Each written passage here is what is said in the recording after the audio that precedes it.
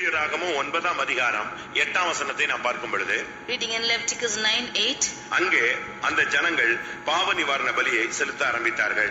there the people offered sin offering. தேவனுடைய மகிமையை பார்க்க நம்முடைய வாழ்க்கையிலே தேவன் கட்டளையிட்ட சில காரியங்களை நாம் செய்ய கடமைப்பட்டிருக்கிறோம். In order to see the glory of the Lord, then we have to do certain things which the Lord has commanded us to do. இன்னைக்கு அநேகர் கர்த்தருடைய மகிமையை காண வாஞ்சிக்கிறார்கள். Today many of them desire to see the glory of the Lord. கர்த்தருடைய மகிமை என்றால் என்ன? What is the glory of the Lord? வேதத்திலே கர்த்தருடைய மகிமை மகிமை மகிமை என்று சொல்லி இருக்கிறது. இந்த மகிமையை காண ஒரு சிலர் ஆசைப்பட்டதாகவும் வேதத்திலே சொல்லப்பட்டிருக்கிறது. In the word of God it is told about the glory of the Lord, and many of them have been told in the word of God that they decide to see this glory. சங்கீதக்காரன் சொல்லும் பொழுது, when the psalmist says, கர்த்தாவே நான் உம்மை பார்க்க ஆசையா இருந்தேன், உம்முடைய ஸ்தலத்தில் வந்து உம்முடைய வல்லமையையும் மகிமையையும் நான் கண்டேன் என்று சொல்கிறார்.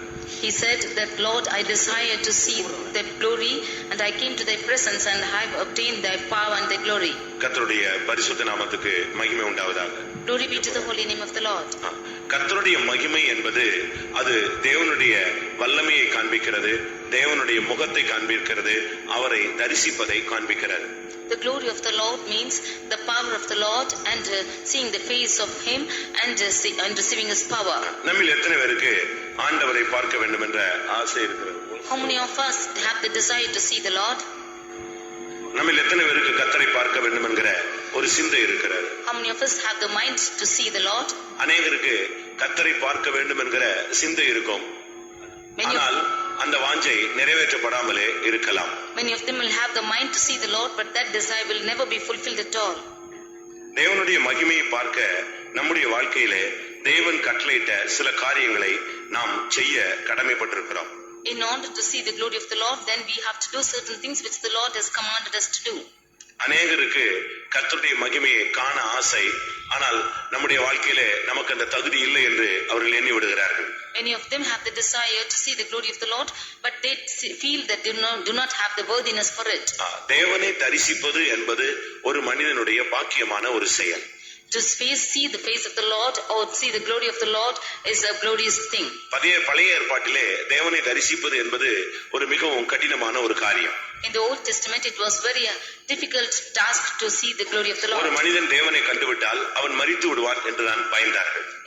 கர்த்தருடைய பரிசுத்த நாமத்துக்கு மகிமை உண்டாவதாக. Glory be to the holy name of the Lord. நியாயாதிபதிகளின் புத்தகங்களிலே நாம் பார்க்கும் பொழுது ஒரு தேவனுடைய தூதன் ஒரு குடும்பத்தை சந்தித்தான். In the book of Judges we see that the angel of God had met a family. அவர்கள் தேவனுக்கு பலி செலுத்தினார்கள். They offered sacrifices to the Lord. பலி செலுத்தின பின்பு அந்த பலியிலே அந்த தேவனுடைய தூதன் ஏறி போய்விட்டான். And in the midst of that sacrifice, that angel of God rose and went up. உடனே அந்த குடும்பத்தினுடைய தலைவன் சொன்னான், நாம் தேவனை கண்டுவிட்டோம், இனிமேல் நாம் உயிரோடு இருக்க முடியாது என்று சொல்லி அவன் பயந்தான். Immediately that head of the family he feared that and said, we have seen the Lord and therefore we will not live. அப்படியானால் கர்த்தரை தரிசிப்பது என்பது ஒரு பெரிய வித்தியாசமான ஒரு செயல் என்று அவர்கள் பயந்தார்கள். If so, seeing the glory of the Lord is a different task. That is what they feared for. ஆனால் புதிய ஏற்பாட்டிலே இருதயத்தில் சுத்தமுள்ளவர்கள் பாக்கியவான்கள், அவர்கள் தேவனை தரிசிப்பார்கள் என்று அழகாக சொல்லி இருக்கிறது. But in the New Testament it is beautifully said that blessed are the pure in the heart, for they shall see God. இந்த கர்த்தருடைய மகிமை என்பது தேவனை தரிசிப்பதை காண்பிக்கிறது. The glory of the Lord means seeing the face of the Lord. எப்பொழுது ஒரு மனிதன் தேவனை தரிசிக்க முடியும்? When can a man see the face of God? கர்த்தருடைய மகிமையை எப்படி ஒரு மனுஷன் காண முடியும்? Or how can a man see the glory of the Lord? எப்படி ஒரு மனுஷன் தேவனை தரிசிக்க இயலும்? How is it possible to meet the glory of God? இது குறித்து பழைய ஏற்பாட்டிலேயே தெளிவாக சொல்லி இருக்கிறது. This is what is said in the Old Testament clearly. நீங்கள் கர்த்தர் கட்டளையிட்ட இந்த காரியத்தை செய்யுங்கள், அப்பொழுது கர்த்தருடைய மகிமை உங்களுக்கு காணப்படும். You do this thing which the Lord hath commanded you to do, and the glory of the Lord shall appear unto you. கர்த்தருடைய மகிமை காணப்பட வேண்டுமானால் தேவன் கட்டளையிட்ட காரியம் என்ன? If the glory of the Lord should be found in you, what is the Lord thing which the Lord commanded? உங்களை எத்தனை பேருக்கு ஆண்டவரை பார்க்கணும்னு ஆசை இருக்கிறது? How many of you have the desire to see the Lord? இயேசு மகிமையிலே வெளிப்படும் பொழுது பார்ப்போம் என்று திருப்தி பட்டுக் கொள்கிறீர்களா? Are you satisfied with the thought that you will see the Lord in his glory when he appears? இன்றைக்கு கூட நீங்க பார்க்கலாம். Even today you can see him. Bible அப்படித்தான் சொல்லுகிறது. That is what the word of God says. ஒரு சிலர் சொல்றாங்க, உங்களுடைய தெய்வம் கடவுள்னா என்கிட்ட பேச சொல்லு அப்படின்னு சொல்லுவாங்க. In the world they used to say, if you have to see your God, then you say my address. நீ தேவனை பார்த்திருக்கிறாயா என்று கேள்வி கேட்பார்கள். They used to say, have you seen God? பிரியமானவர்களே, ஆண்டவரை பார்க்க தேவன் கட்டளையிட்ட சில காரியங்களை செய்தால் இன்றைக்கே கர்த்தர் நமக்கு தரிசனம் ஆவார். If we do the things which the Lord has commanded us to do, then today itself the Lord will appear unto us. தேவன் கட்டளையிட்ட காரியங்கள் என்ன? What are the things which the Lord has commanded? இந்த கூட்டத்தில் யாருக்காவது ஆண்டவரை பார்க்கணும்னு ஆசை இருக்கா? Is there anyone in this group, in this meeting, who wants to see the வழியில Lord? பார்க்கணும்னு ஆசைப்படுறீங்களா? இல்ல இன்னைக்கே நீங்க அதை பார்க்கணும்னு ஆசைப்படுறீங்களா? Do you want to see the Lord in His coming or just today itself? நான் பிரசங்கம் பண்ணுகிறது இன்றைக்கு நீங்கள் அவரை பார்க்கக்கூடிய வாய்ப்பு உள்ள ஒரு வாழ்க்கைக்காக சொல்கிறேன். I preach unto you that you might see the Lord in your life just today itself.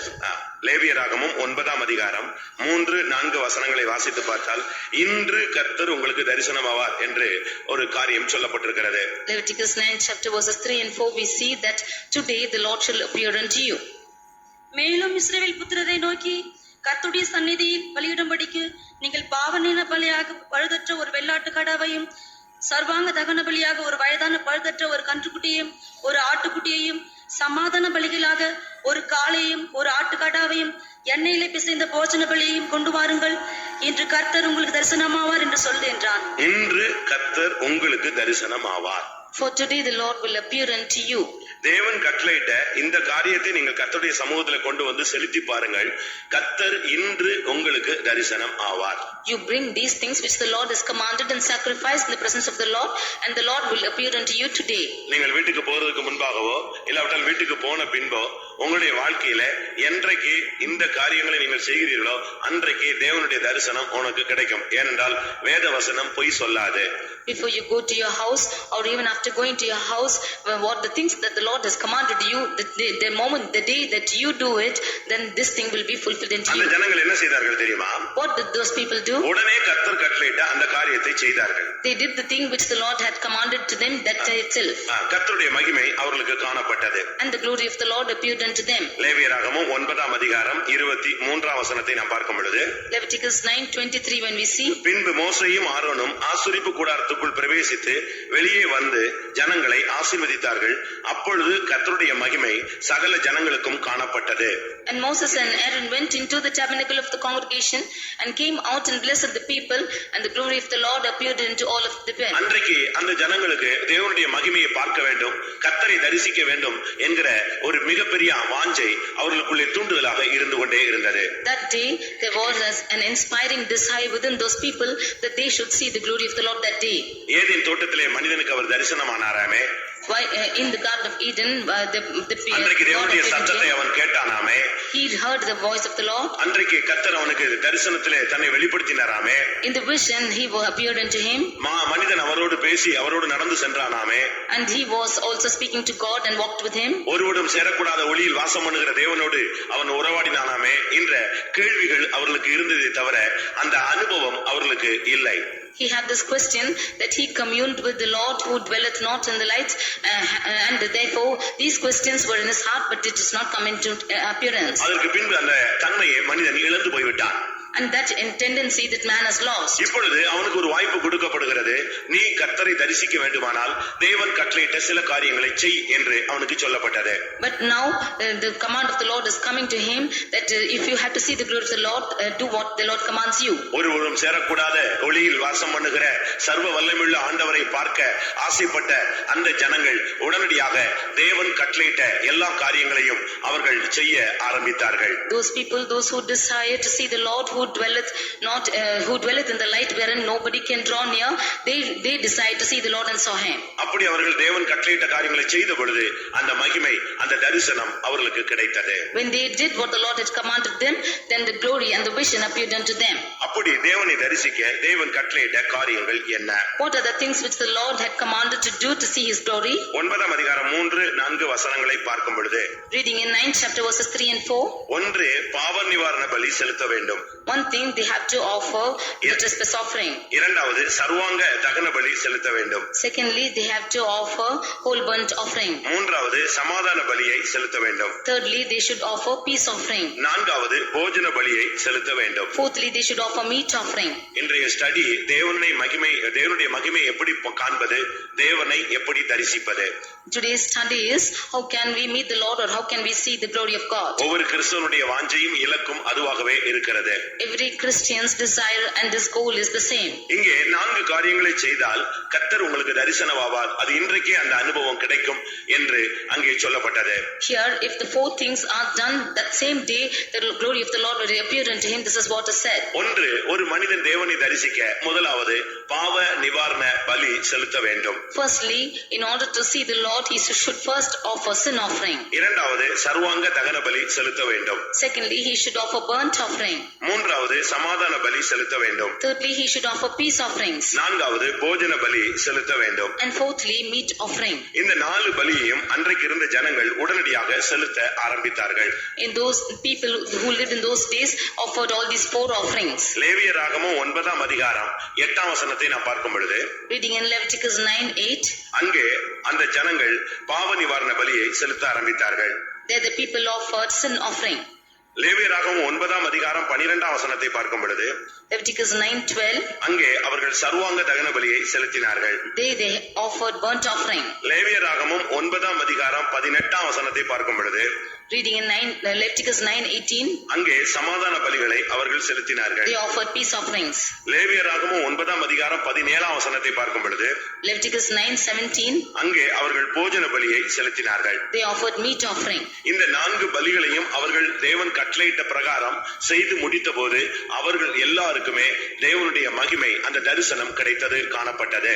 When they offered all these offerings according to the commandment of the Lord, then there appeared the glory of the Lord. ஒரு தேவனுடைய பிள்ளை என்று சொல்லுகிறவன் கர்த்தரை தரிசிக்க வேண்டுமானால் இந்த 4 பலியையும் தேவன் கட்டளையிட்ட பிரகாரமாக அவன் செய்து முடித்தால் அவனுக்கு தேவன் தன்னை வெளிப்படுத்த அவர் சித்தமுள்ளவராய் இருக்கிறார். A child of God, in order to see the Lord, if he should offer these 4 offerings, then the Lord is pleased to appear unto them. இந்த லேவியராகமம் 9ஆம் அதிகாரம் 22, 23 பார்க்கும் பொழுது அவர்கள் தேவன் சொன்னபடி செய்து முடித்த பொழுது அவர்கள் எல்லாருக்கும் தேவனுடைய மகிமை காணப்பட்டது. In Leviticus 9 chapter 22nd and 23rd verse, when we see that when they had accomplished all the things which the Lord had commanded them to do, the glory of the Lord appeared to அப்பொழுது them. கர்த்தருடைய மகிமை சகல ஜனங்களுக்கும் காணப்பட்டது. And the glory of the Lord appeared into all the people.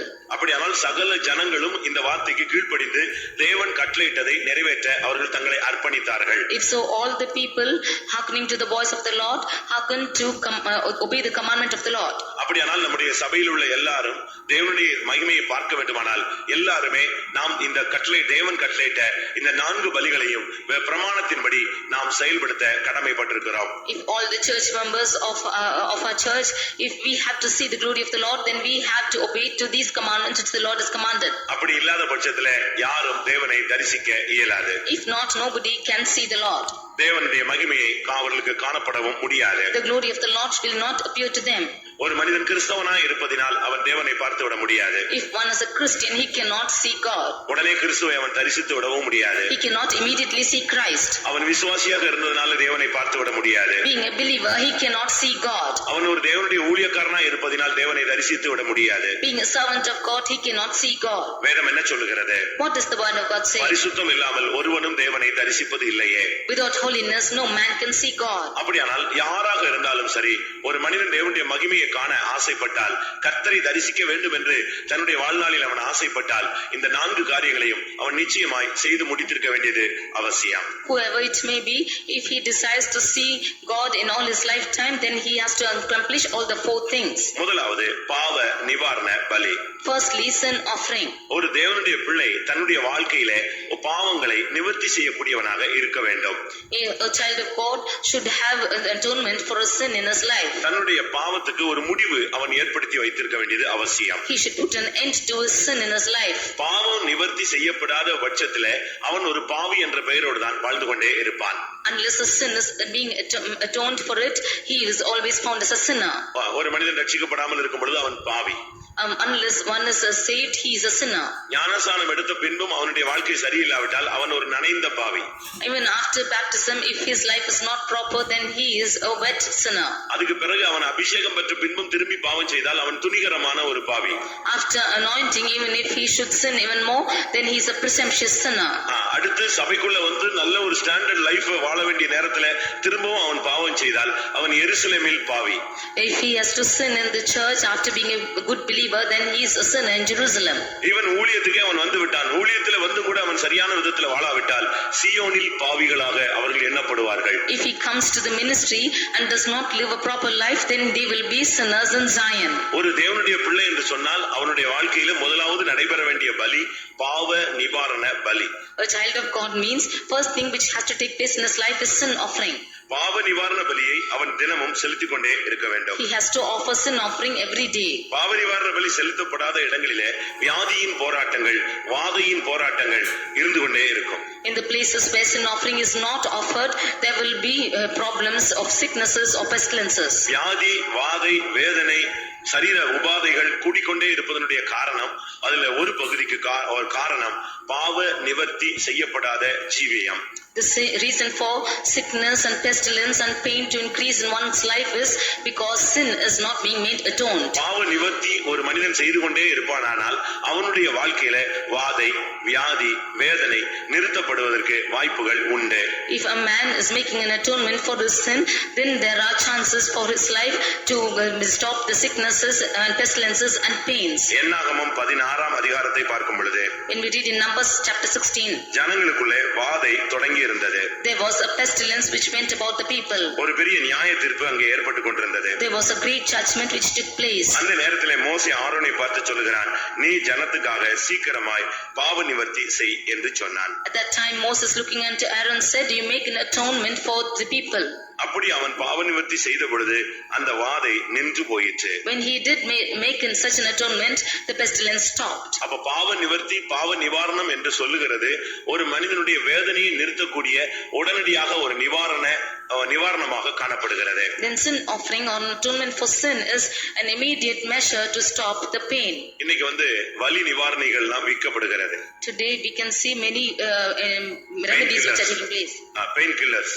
Many painkillers. அதாவது வேதனை இருக்காது. There will be no pain. உடனே ஏதாவது ஒண்ணு போட்ட உடனே அந்த தலைவலி போன மாதிரி இருக்கும், ஒரு கால் வலி போன மாதிரி இருக்கும். எப்படி இருக்கு பரவாயில்ல அப்படின்னு சொல்றோம். ஒரு இன்ஸ்டன்ட் ஹீலிங் நடக்கிறது போல ஒரு அனுபவம். If you should take in that medicine, then immediately there will be a sort of a relievance from it, and immediately the pain will be removed. நமக்கு ஒரு பெயின் கில்லர் அல்ல, நிரந்தரமான விடுதலைக்கு முதல் வழி நம்முடைய ஜீவியத்திலே பாவ நிவாரண பலியை நாம் செலுத்த வேண்டியது அவசியம். It's not a painkiller, but for an immediate measure of deliverance or for permanent deliverance, we need sin offering. பாவம் தேவனுடைய முகத்தை நமக்கு மறைக்கிறது. Because sin is hiding the face of the Lord. பாவம் நம்முடைய சத்தம் தேவனுடைய செவிகளில் ஏறாதபடி தடுக்கிறது. Sin is hindering a voice to reach the Lord. நீ எவ்வளவு கத்தினாலும் இந்த பாவம் அவரிடத்தில் போய் நம்ம அந்த சத்தத்தை கேட்க விடாமல் தடுக்கக்கூடிய ஒரு சக்தி உள்ளதாய் இருக்கிறது. How much ever you shout aloud, this sin is stopping you and making you hinder from your voice to be heard. மணிக்கணக்காக நீ ஜெபித்தாலும் உன்னுடைய ஜெபம் அங்கே போக முடியாதபடி இந்த பாவம் தடுத்து விடுகிறது. Even if you pray for hours together, this sin is hindering you from reaching the Lord. உங்கள் பாவமே உங்களுக்கும் அவருக்கும் முன்பாக ஒரு நடுச்சுவரை போல ஒரு தடுப்பு சுவர் போல அவருடைய முகத்தை மறைக்கிறது என்று ஏசாயா தீர்க்கதரிசி சொல்லுகிறான்.